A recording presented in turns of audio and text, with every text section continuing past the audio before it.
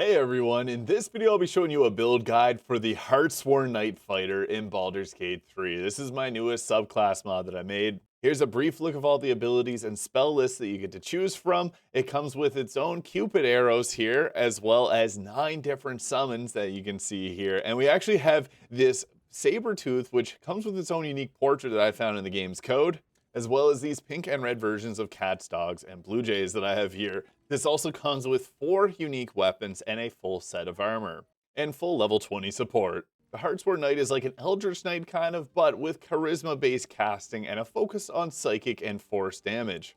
Now starting off at level 1 as the fighter, I like to take defense here. I think this plays well with the equipment that I got for this build. Now we got an ability score spread of 16 dexterity, 14 constitution, and 16 charisma for our better spell casting. You can swap constitution and charisma if you prefer to have a bit more health. And I also think that it's better to go with dexterity for this, to use the bow and the dual twin long swords that I got for this, although you can build around strength if you prefer. One thing with all my mods, I try to keep them as open as possible so that you can experiment with a lot of different builds. And actually, you can do an unarmed build on this as well if you wanted to. I'll get into that a bit later. Action Surge at level 2 is nice. This lets us get a lot of damage out, and this was hard to balance around, so this doesn't have the same damage per round as an Eldritch Knight Fighter, but it has a lot of great utility. So, at level 3 here, a lover and a fighter. And yes, I actually got the idea for this from a funny Keanu Reeves quote, so yeah, a lover and a fighter with the Heartsworn Knight. You get to choose between different cantrips here now. I curated a spell list, so you got things like Friends or even Mage Hand if you wanted to, but I created the Heartsworn Strike here, which is somewhat like a booming blade of force damage. And we also have 3 other cantrips from range here, and the summons all get access to these cantrips, although being a weaker version. We have Heart Flame here, which will deal damage, and you recover half the health.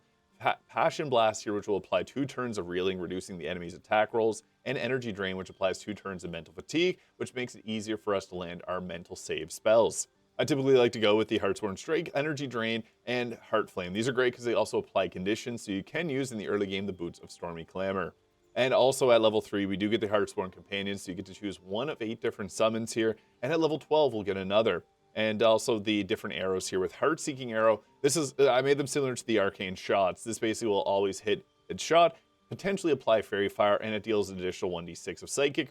The Smoldering Gaze Shot, which will have a chance to apply Burning for 3 turns, and it does additional fire damage. And also the Rosebind Arrows. This will reduce the target's movement speed, make them take damage, and additional poison. Now, I originally had these cost a spell, but from playtesting, I got a lot of feedback, and I made them usable per round, which is a bit strong, but I nerfed their damage and abilities.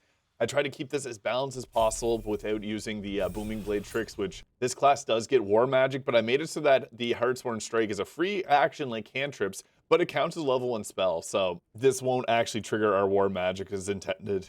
Had a lot of tough decisions to make for balance purposes, but level 4 gives us Love Lance. Now, it's basically like Scorching Ray, but a cool appearance, and it also will heal us for half the damage dealt. This is a level 1 spell with higher damage, I know, and it does upcast, but the reason being is that the fighter typically wants to do 3 attacks, so I had to make the spells actually attractive to use, because why would you ever use a Witch Bolt if you're playing an Eldritch Knight Fighter? I also give Sanctuary, but this is where we get our Control and Protect spells, so these will actually scale up as we increase in level, giving us new spells, but we get level 2 spells at this level, so we get access to things like Hold Person or Command. I want to give you 1 spell here, so it's a little tricky, because maybe you want to set up your Stormcasters, your College of Winter Spirit Bard, or maybe you want to just support the team with Command. You got options. Also for the Protect, we also have things like Armor of Agathis, which is an amazing spell. I also love Pass Without Trace, which is something that's a little bit harder to set up, but great to have. And you also got things like Shield to keep yourself safe, or Shield of Faith if you want to protect your significant other if you're playing with them. Or you could also heal them. I try to make this as open as possible if you want to play solo or with friends or you name it. I'm taking Shield though, I love that spell. We'll also get Alert for our first feat. It's just an amazing feat, take it. You can also go with a Charisma or a Dexterity increase if you wanted to. Level 5, we get the extra attack and another Protect spell here. I like to have a bonus action heal of some sort for a teammate, so I like to go with that, but Armor of Agathis is a really fun spell too. Level 6 gives us our Heartsworn equipment, so I've gotten a few questions about how to get the equipment. You get it through here. I may do a future tutorial chest, maybe whenever I put all my different equipment mods together. But for now, it functions almost like a Shadow Blade, but you can give it to your teammates. Yeah, you got a few different weapon choices here. I made them cost only 1 gold, so you can't cheese it by making a bunch of them. Here's one of the weapons here. I actually retextured them. It was a complicated process, but I got a cool pink going on there. The hammer there, it's red, and then also got the nice glowing appearance on that, and we got that on all weapons. We also get to take another cantrip at this level. I'm going to take Passion Blast, but honestly, Mage Hand is so good. And an expanded spell list. So this is nice because some people want to find familiar. Some others want to grab like Magic Missile or Grease or any of the other Eldritch Knight spells they may have missed out on. At this level, we get another feat. I like to go with another increase to either Dexterity or Charisma. Dex just being a really good choice for survivability's sake. Charisma being good if you're the face of the party and you like spell casting too. Level 7 gives us War Magic, which lets us, after we cast a cantrip, do a bonus action attack. This is really fun, and it's not something that you do. It's like if you play an Eldritch Knight Fighter, you're just Booming Blade, attack, attack, attack. I don't think that that's super fun. While it's very powerful, this now has a bit of a different way of using it because I make good cantrips that are worth using. So at level 7, it's probably best to cantrip then attack. And then if you got something like the Helmet of Grit for an extra bonus action in the Band of the Mystic Scoundrel, you can do a spell, attack, and then another spell. So options, kind of cool. And there's a few enchantment spells here. I also got, I'll take Hold Person here. I think this is an amazing spell to have just on any type of melee attacker. Level 8 here, we get Lover's Lament. So this does a 5d6 of psychic and force damage, and it'll recover half damage to your character, and it also frightens them. This is, again, another lower cost spell slot, but I just made it as a spell that you'd want to use versus not using. And we also get a choice from the expanded spell list. Now, it does have Shadow Blade here, much like the Eldritch Knight Fighter, so you could grab this, but the big difference in power here is if you play as the Heartsworn Knight Fighter, you don't get that 4th attack, so that's another 2d8 of psychic damage doubled that you don't have. Fully aware this is overpowered, I want to just open up build options for people that maybe want to play with darkness or want to take Detect Thoughts or wanted Misty Step or one of these other spells here, Knock even. And that being said, I'm going to grab Misty Step. And for the feat that we'll be taking here at next level, I think Savage Attacker actually is nice. If we wanted to go with more of a melee focus, Savage Attacker, Spellcaster, Melee Attacker, go with an increased Charisma and maybe take a level of the Hexblade. Level 20 builds would go really hard on this, and this does have full level 20 support, but Savage Attacker is really solid because it rerolls our damage die, and we got a special attack that has a lot of damage die that we could reroll. Level 9, this is great because we get an Indomitable, fail saving throw, we succeed. And this is when we get the Heartsworn Sabertooth. This is the pink Sabertooth that I found in the game's files. Kind of cool. I wanted to use it. It's got its own portrait and everything. Also at level 9, we get an expanded spell list. This is fun. I gave more protection spells because like thought of the protecting the pets that you play alongside with. Another thing I do want to mention about the pets is you don't have to use them if you don't want to. You can play fine without them entirely.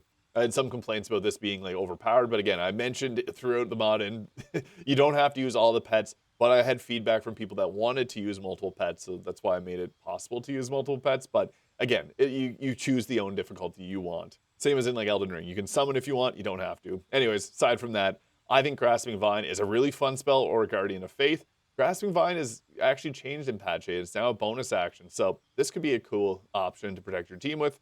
Guardian of Faith, same kind of deal. They're unique spells that typically only the Druid gets access to. I thought it'd be fun to throw it on here. Level 10, Eldritch Strike. So this gives the target disadvantage in the next saving throw. Pretty cool, because we do a little bit of everything. So yeah, we also get an expanded spell list for our control spells. Now I only let you take one spell from here, because I figured I don't like when my spell bar is clogged up with a bunch of spells, especially for a melee focused character. So in this case, I'm going to take Ever's Black Tentacles. I think that's a fun spell. It's not something I typically use, so it's cool in this situation. Confusion is another spell that I think works fine. You could potentially grab that instead. Level 11, we all know how powerful this is. You get that proved extra attack. So I added in Evocation Training so we get some better spells. Now, my thoughts are it's not super overpowered to have a fighter that can cast something like this when at this level the sorcerer is getting Chain Lightning. So yeah, the Eldritch Knight doesn't really have that great spell casting. We changed that. I like Ice Storm, honestly. That's the best of the 3 spells here. Ice Storm is actually like really crazy good, so I'm taking that, but some people just like Fireball in a small room. Level 12, this was originally a level 14 ability, but I moved the Heartsworn Companions +1 down, so you can now take an additional Heartsworn Companion. I also have the Aid spell here, so you can increase. Again, you get the full choice. If you want them to be high on health, you can use Aid. You don't have to use all 3 of them. You can use all 3 of them and have them with health. You got the options there. I also give one last protection spell here. Unless you wanted to go to level 20, I'll do a level 20 build in the future, but I like Mass Healing Word, especially because I did originally have this gear have the gear that you get with this class have a bunch of healing benefits, but the class heals itself, so it was always super buffed up, and it just felt super overpowered. Now for our final score, I like the charisma increase. I like maxing out charisma. It's just fun on a build like this. You could alternatively going with your dexterity or strength, but charisma works pretty well. Now there's not a whole lot we have to do before setting up in combat, but we got the Heartsworn set here. So you got your choice of the weapons. There's the Heartsworn Hammer, Greatsword, Cupid's Arrow, and the Heartsworn Armor set. If you select this one, you'll do a Sailor Moon transformation where you equip the armor. I think it looks pretty cool. It doesn't have a cloak, so if you had a cloak on, it's going to remove that. But with this, you got the Heartsworn Helm. So when an enemy fails a Charisma, Intelligence, or Wisdom saving throw against your spells, we get a 1d4 of healing. And also, when we dip below 50% health or less, we get an additional bonus action. So again, the reason I wanted to use that is because it's a fun ability, and it lets you chain around different bonus action kind of concepts if you get low on health. But then you also have a lot of sustain, so you can heal you back. And this is why I had to remove all the buffs. Like, I had all the reviving hands benefits and all that kind of stuff, but it just ended up being too overpowered. I did leave Revivify on there though, so yeah, I went with that. Next up is the Heartsworn Armor Plate. So this is basically just Armor of Agility with this cool appearance. I know most people just like Armor of Agility in the late game, so I went with that. It also lets you, if you want to go in a strength build, not have a very high armor class, so you got options there, and you don't have to wear this if you don't want to. I'm trying to work out and make a die for this, but it was really hard to get this armor set to look like this. So yeah, maybe in the future there will be a Heartsworn armor set die. I'm also working on some more weapons for this, but we'll stay tuned for that. But this also gives that plus to saving throws, which is really nice from the Armor of Agility. It also gives reduced incoming damage by 2 as well, so good defense. I also have the Heartsworn Gloves here. So this gives you a 1d4 bonus to attack rolls after Action Surge. That's amazing. Those gloves are great in the game, but they get outclassed by other things. I also put 2 weapon fighting, so we can use 2 weapons and not have to take the fighting style there.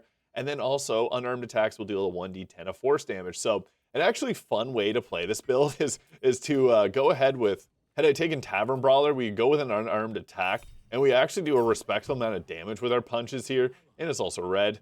But then we could go ahead with throwing something like Nyrulna, which will then have it come back into our hands, and then we can use the weapon skills of Nyrulna. So there's a lot of cool options, but personally, I like the Everbond blades here. So you can summon these in, and the cool thing is, I made it so that we can use 2 at a time. Dual wielding longswords is amazing, and I wanted to have that on this class as well, but I didn't finish talking about the gloves. They give you Revivify, and the Heartsworn Knight Boots, which I couldn't make them pink like the rest of them. It's orange for whatever reason, but whenever you deal elemental damage with a spell or cantrip, you get momentum. Focused Stride, whenever you do have a concentration, you also gain momentum and can't be knocked prone or moved against your will. And also gives a +3 to stealth, so basically just a nice way to give you pretty good movement speed because you're going to be proccing this kind of often. And momentum's not super overpowered. It stacks at 5 stacks. You want to try and get that up as much as possible.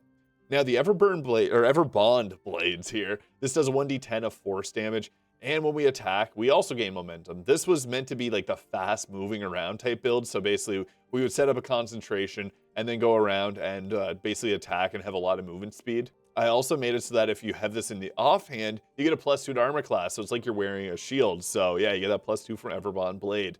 On top of that, I also have it coated in the oil of Bane. So you apply Bane on strike. This was mostly just to get the cool appearances on the blade here. As you see, I thought that this looked really cool. I went through millions, not millions, but like I went through all the different appearances. There's a lot of them. This just ended up looking cool.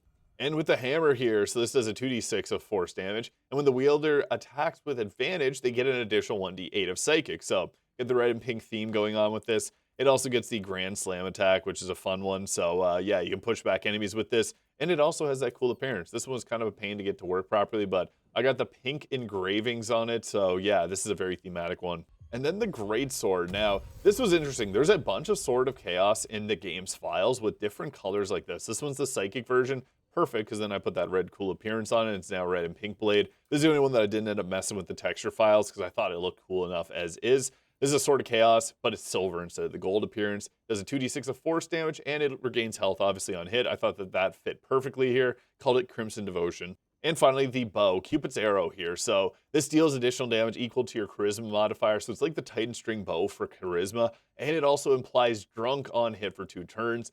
Pretty funny. It's not like powerful, but it's funny. And then it also has Celestial Haste. You don't have to use this either. I just wanted to leave it on there from player feedback. Ring of Arcane Synergy fits perfectly here because when you deal cantrip damage, we get our Charisma modifier added onto our attacks, which is perfect. So I also like the ring of free action so we don't get slowed down or anything like, that's honestly a very underrated ring. And the amulet of greater health, it's a heart, it makes sense. And I like to summon in the wolves. Now, they're dire wolves, they're huge. I thought they're hilarious. They're big and floofy, and yeah, I originally wasn't going to include them, but I would recommend summoning in all your summons here. So you got the saber-toothed tiger there as well, and then I'm going to summon in another wolf too. And I actually got him capable of doing attack animations and casting these cantrips, which sometimes is a bit of a pain, but I was able to get it to all work out properly. I know I was silly and I forgot that I have all the animals here. I should have paid better attention, but I'll just show off their attack animations. They don't always hit their attacks, but they can get counterspelled there for whatever reason. These are cantrips, but yeah, we'll attack there, miss. So the thing with summons is you can't make them too overpowered, or else people, or else they just, you know, they take over. And with a build like this, it's kind of tricky. So you see there, we applied reeling, which gives a -2 to their attack rolls. Kind of nice. We got some debuffing potential here. I also like that they can heal themselves if they need a bit of extra support, and you can wear down enemies' mental saves by using the Psychic Ray there. So yeah, only 1 in 4 landed their shot. They're not super powerful, but they're there for the vibes. I also didn't cast Aid to give them a bit more health, but you can do that as well. Now, I like to always lead off with the Heartsworn Strike. Got this cool appearance on their ground before you do that attack. Typically, I like to go for a spell cast. We're just going to go for this target here. And yeah, strike them down. Pink and red colors.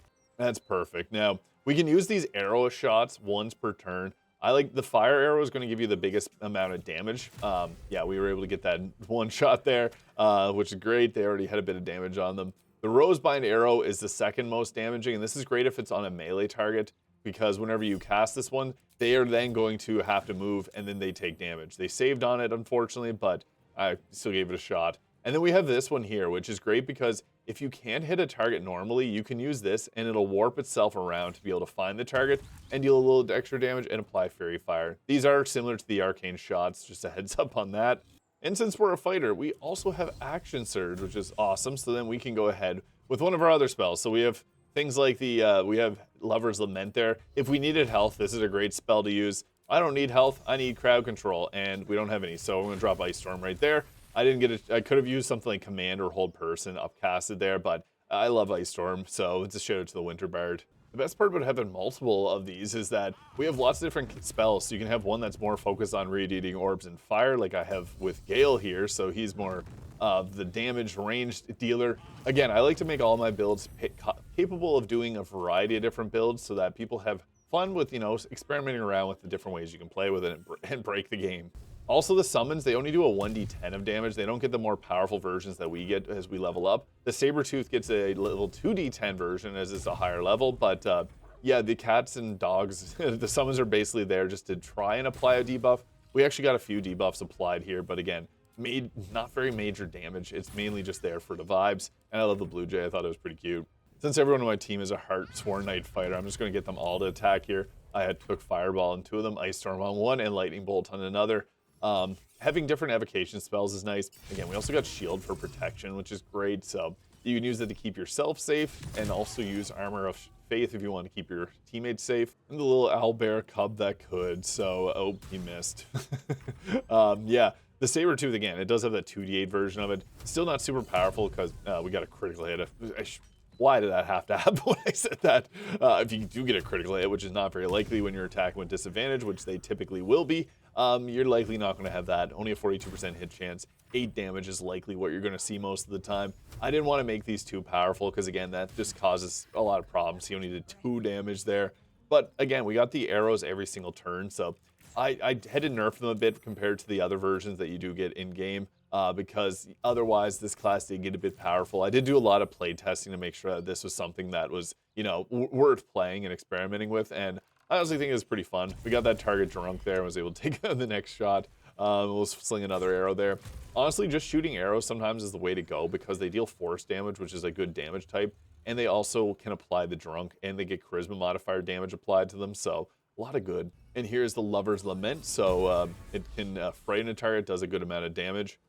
And then we can do it all over again. And here's Loveland. So you can upcast it. It's got the cool appearance there. Kind of looks like a magic missile, but it doesn't have the same properties as a magic missile, but it will heal you for half the damage dealt. Karlach was at disadvantage there. Wow, 3 misses in a row. And we'll see, can the doggy get the knockout? 4 damage and reeling, okay, okay. Honestly, the pets having these cantrips is kind of fun. I was debating making them uncontrollable like I did with the Winter Spirit Bard, which had its own... Oh, nice. Cat got the knockout. The Winter Spirit Bard had summons that could just control themselves in combat, but I got feedback that wasn't like the most amazing experience. Some people didn't like it, so I didn't want to experiment with that here. Oh my goodness, missing every shot. Oh, the cat got an opportunity attack. I guess that's one benefit of having the animals out is they can sometimes get those opportunity attacks. And they'll also eat up some commands for you, which is kind of nice. So that can be good to be able to protect your team. It's one, I guess, underrated benefit of summons is they draw aggro from the enemy pretty well. So they can be a good way to just distract. They're more so a defensive benefit than an offensive one. They don't really do a whole lot of damage, but they're there for emotional support. And again, the Sabertooth being the strongest one there. So yeah, I like to go with the reeling, but the psychic damage, if you have the Resonance Stone, would typically be the best choice. Mental fatigue on an enemy is kind of nice. The wolves can also do a decent bite attack. I mean, everyone can do a bite attack, but the wolves have the strongest version of it. This target has reeling. I'm going to try and, yeah, take them out perfect. And then we'll go for this target here with the Seeking Arrow. Should hopefully be that for them. And then this last target here, we'll finish off with the Rosebind Arrow. And that should be it. There it is. So that is the Heartsworn Knight Fighter in Baldur's Gate 3. Go download this and let me know your thoughts in the comments or on a comment on here, or download it on Mod.io or Nexus mods and let me know there. If you enjoyed this video though, hit the subscribe button below, and I hope you guys all have a great day.